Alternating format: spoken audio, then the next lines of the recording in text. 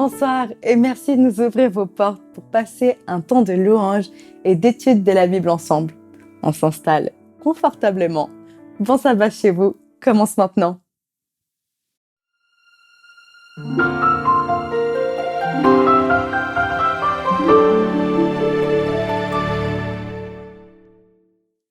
Je suis ravie d'être avec vous pour un nouveau numéro de Bon sabbat chez vous.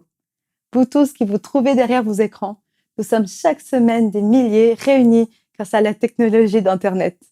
Mais nous sommes aussi, et surtout, réunis par l'Esprit de Dieu qui agit en chacun de nous simultanément en cet instant.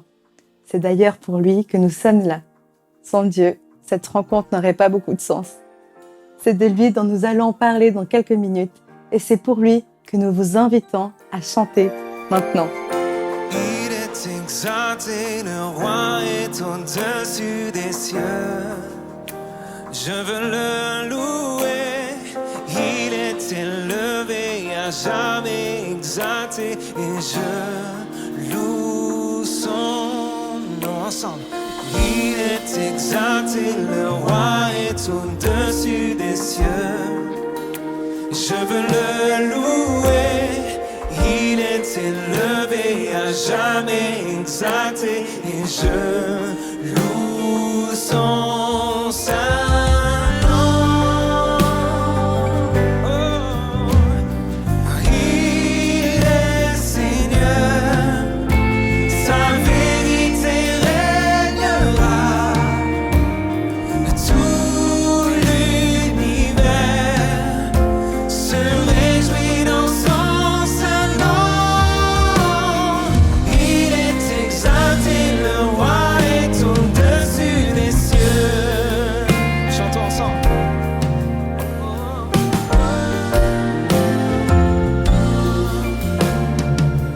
Il est exalté. Il est exalté, le roi est au-dessus des cieux. Je veux le louer, il est élevé, à jamais exalté, et je loue son saint nom. Il est Seigneur, sa vérité régnera,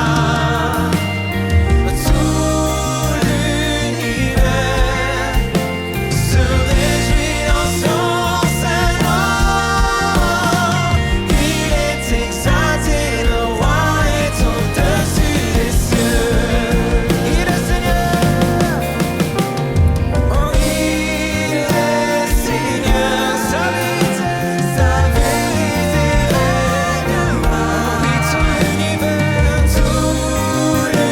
l'univers se réjouit dans son saint nom. Il est exalté, le roi est au-dessus des cieux. Alléluia.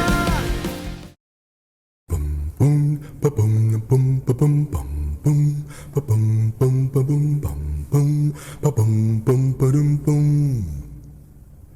Bum, bum, boom, ba boom, boom, ba boom, bum, boom, ba boom, boom, ba boom, bum, boom, ba boom, boom, ba dum, bum.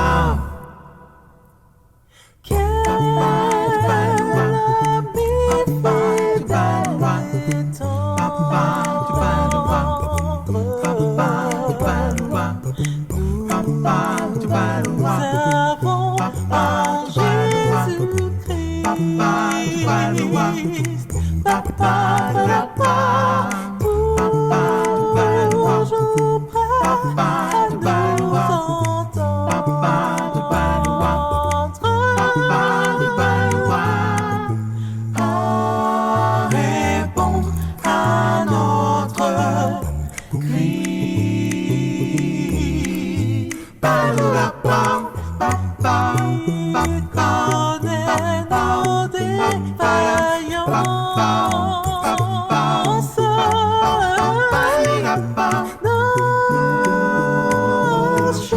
De chaque jour, nos chutes de chaque jour. C'est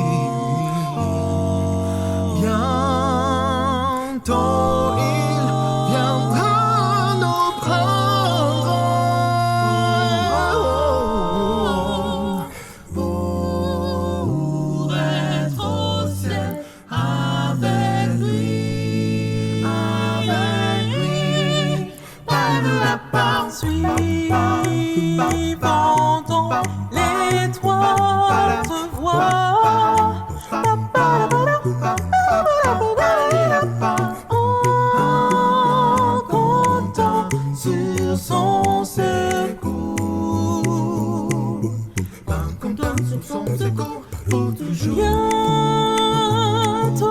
nous aurons la joie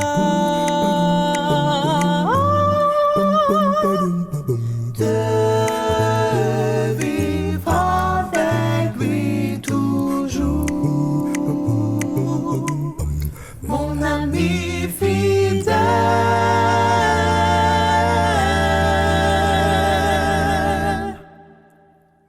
Jésus.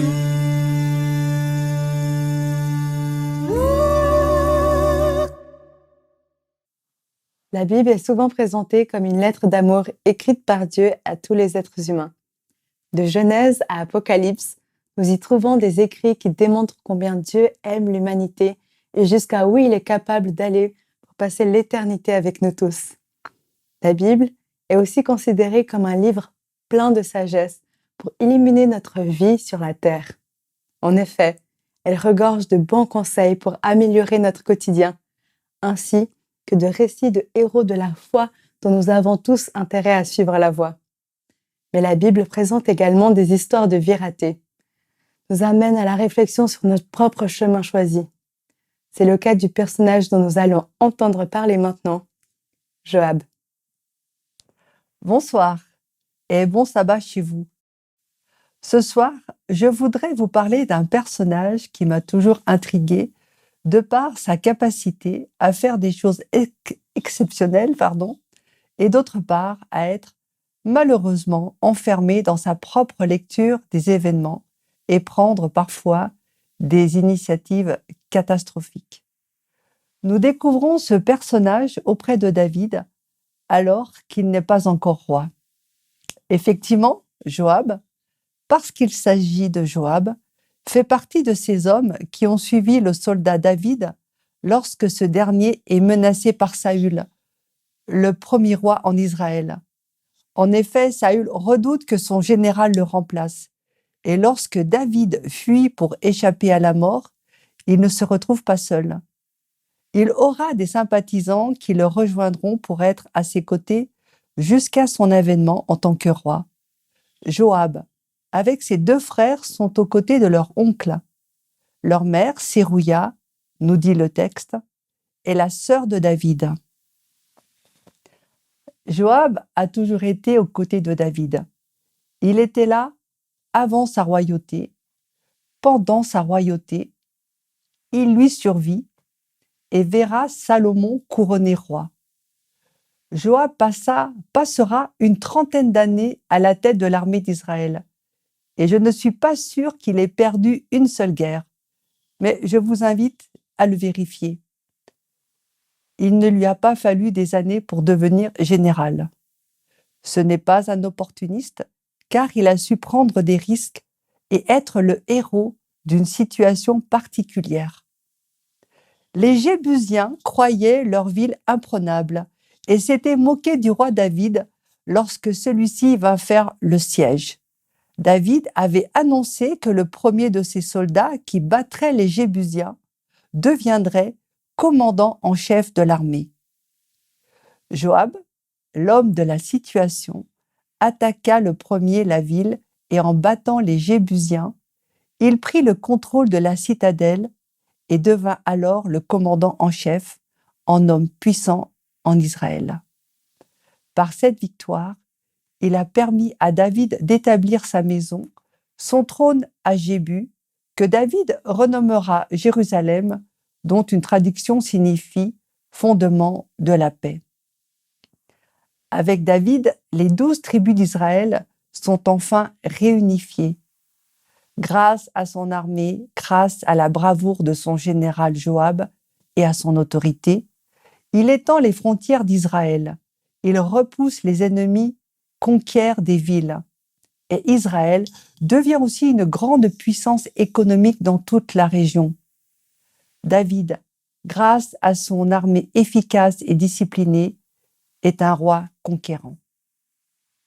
Il est vrai que l'histoire du général Joab est une histoire d'intérêts parfois convergents, parfois divergents, une aventure qui durera, comme je vous l'ai dit, une 30aine d'années. Joab aura des initiatives malheureuses. tantôt têtu, tantôt égoïste. Il prendra parfois de mauvaises décisions, comme par exemple de ne pas soutenir Salomon que David avait désigné comme son successeur. Lui soutiendra son autre fils du nom d'Adonias, ce qui mettra fin à sa carrière.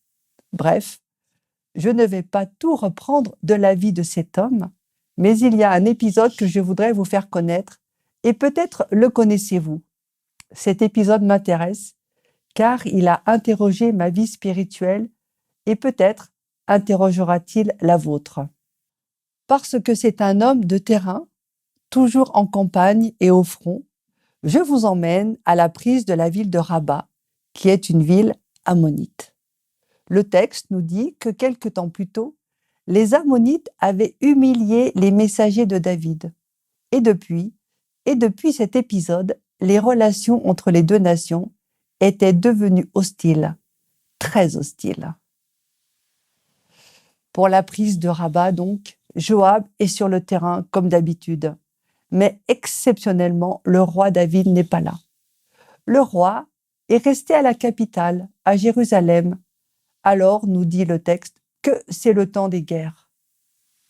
Il y a quelques semaines déjà, Joab a reçu une lettre de David lui demandant de se débarrasser du soldat Uri en le mettant en première ligne lorsque les Ammonites attaqueront.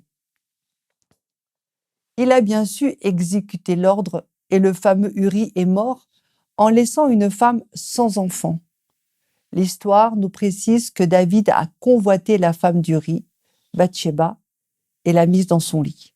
En mettant enceinte la jeune femme, il a réglé la situation en faisant tuer son mari et en l'épousant. Cette faute, ce péché pèsera longtemps sur le cœur de David et brouillera parfois son discernement. Quant au général Joab, il est l'homme de toutes les situations. Il peut exécuter tous les ordres de son roi. C'est ainsi qu'il envoie Uri le Hittite au front, qui meurt héroïquement pour son roi en voulant prendre la ville de Rabat. Dans cette prise sanglante, l'armée de David perd beaucoup d'hommes, dont Uri. Mais le général Joab tient ferme le siège. Joab va prendre la ville en 2 temps, nous précise le texte.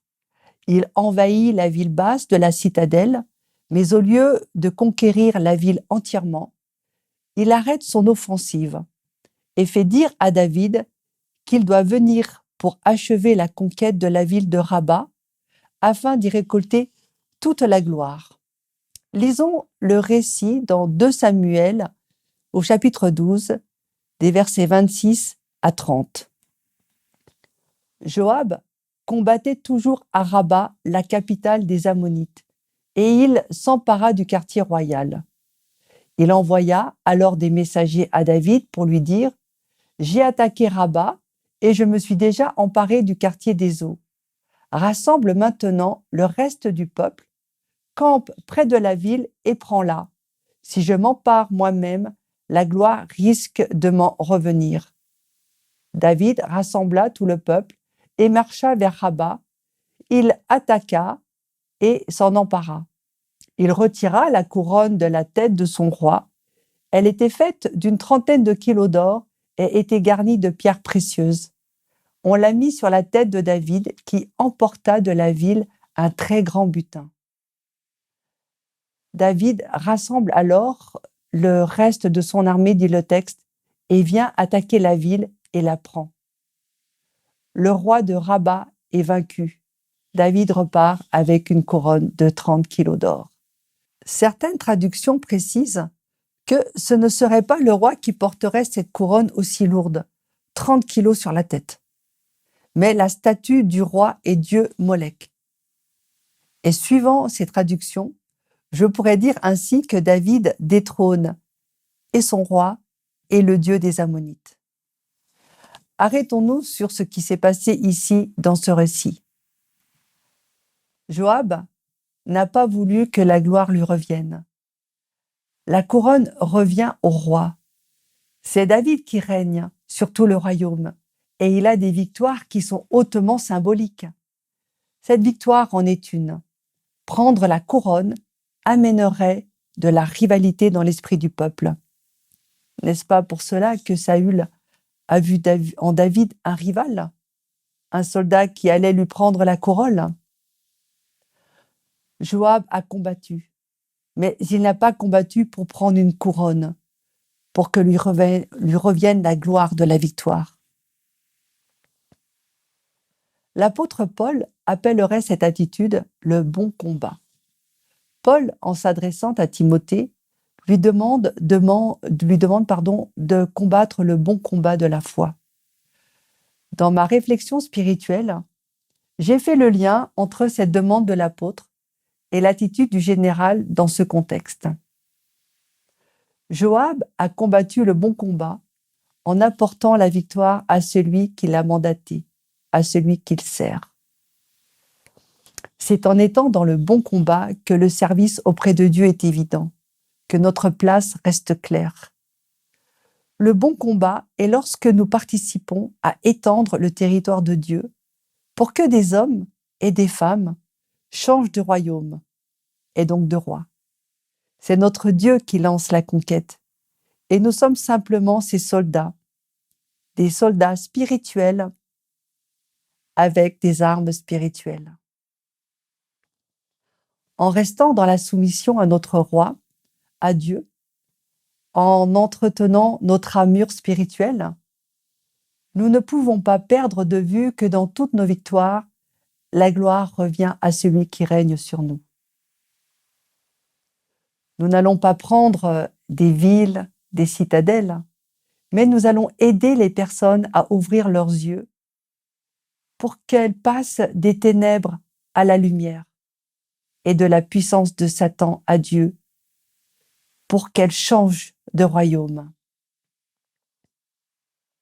Nous sommes équipés pour ce combat.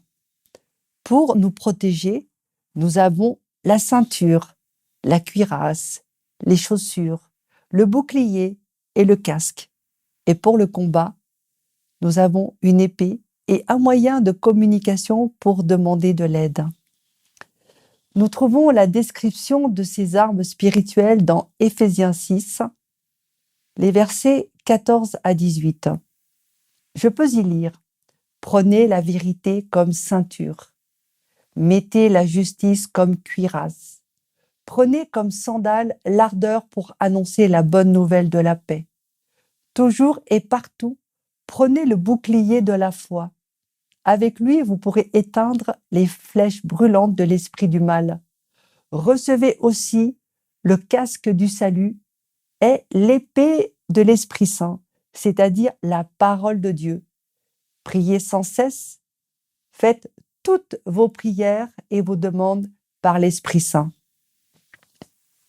Nous sommes sur le terrain, nous sommes dans un conflit et nous sommes équipés pour remporter des victoires. Joab, ici, a fait le bon choix.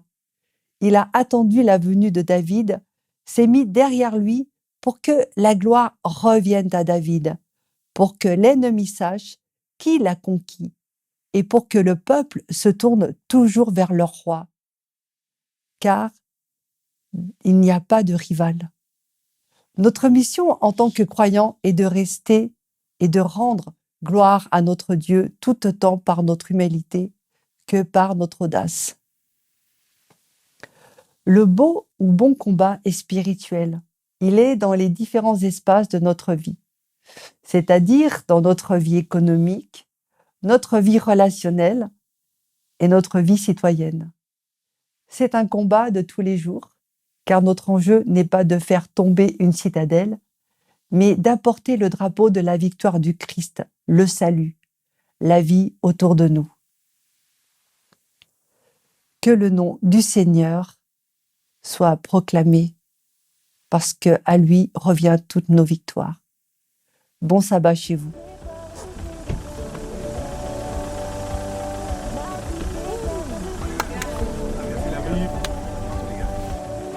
Jonathan, t'as oublié un truc. Merci, François.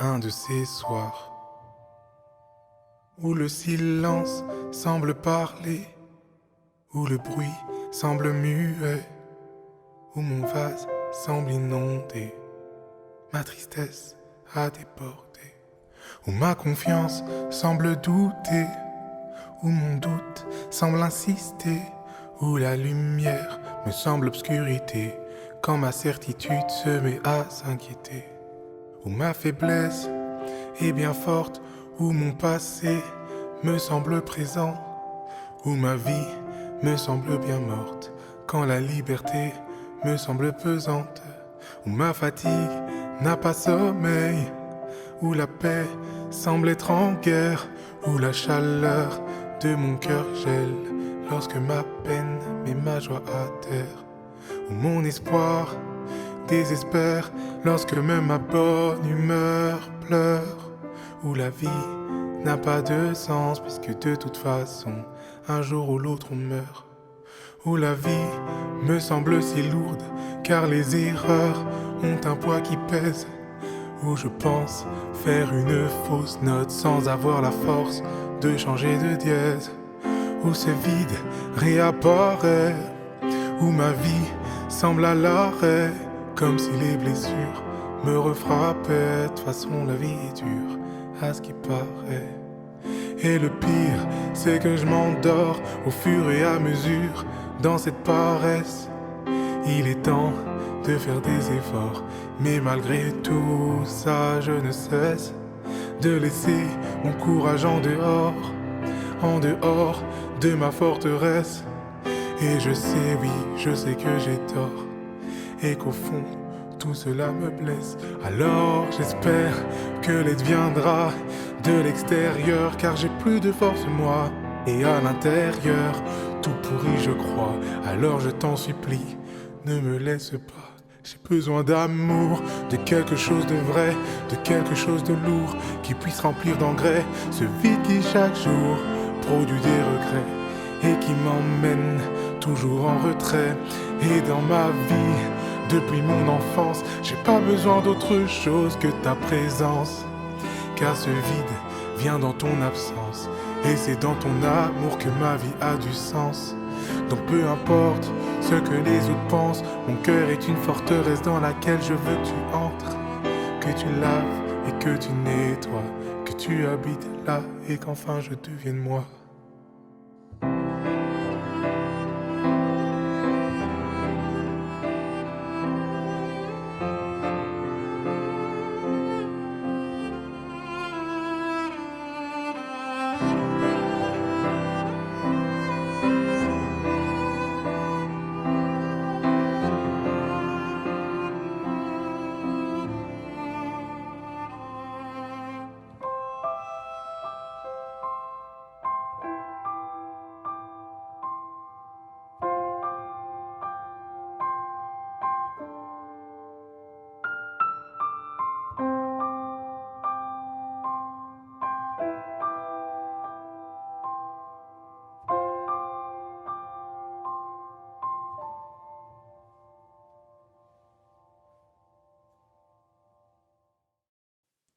Du début à sa fin, la Bible retrace l'histoire de l'humanité avec ses bons et ses mauvais traits. Joab n'était pas un exemple à suivre. Qu'en ce jour de sabbat, le récit biblique présentant Joab nous amène à regarder au plus profond de notre cœur pour y discerner nos vraies motivations dans la vie.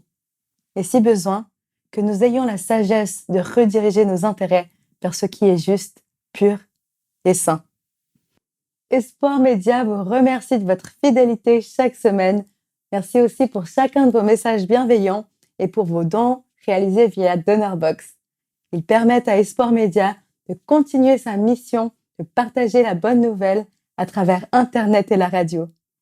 Nous, c'est sur YouTube que nous nous retrouvons très vite. D'ici là, bon sabbat chez vous.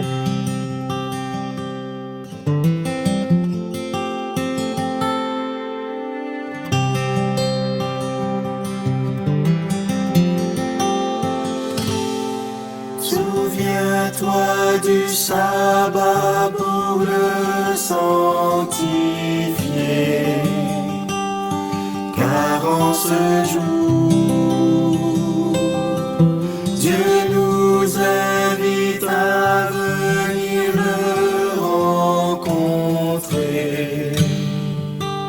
dans son amour pour mieux le connaître et vivre en harmonie avec Dieu notre Maître qui donne la vie.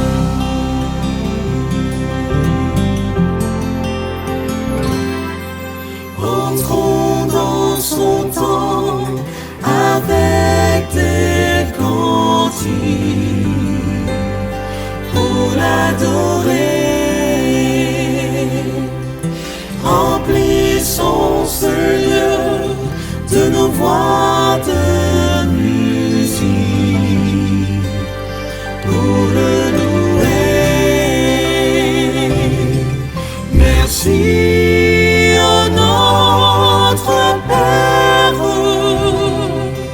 pour le jour du sabbat,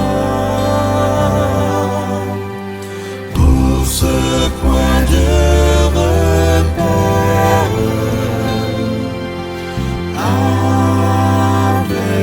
avec toi.